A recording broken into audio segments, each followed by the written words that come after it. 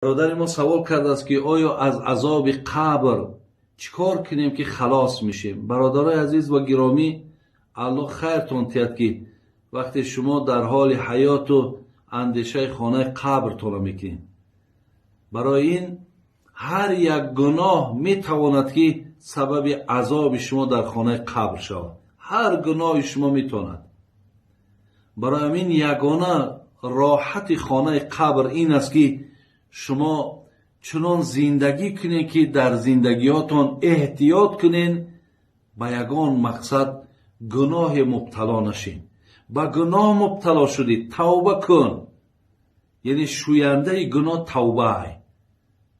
برای همین بسیار بسیار احتیاط کنین.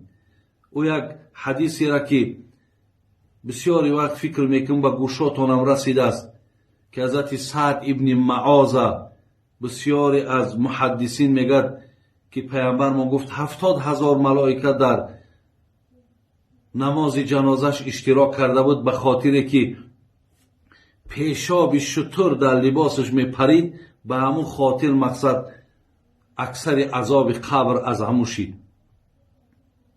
که بنده نیک خدا عذاب کشید، که حتی عرش الهی میگد، عرش یعنی عرشی که بزرگترین مخلوق میگد و لرزید و جنبید در گذشتن سعد، ولی به خاطر آنی که در پیشاب بینین یا همین چیزی خورد شمارید یا گناه خورد شمارید، چقدر پیامبر گرامی طلب مغفرت کردن تا زمانی که قبر او را جقید و بعد کشادش.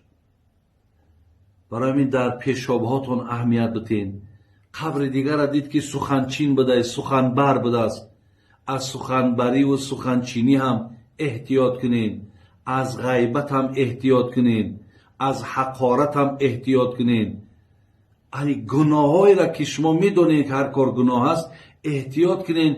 انشاءالله خانه قبرتون از عذاب خالی می شود.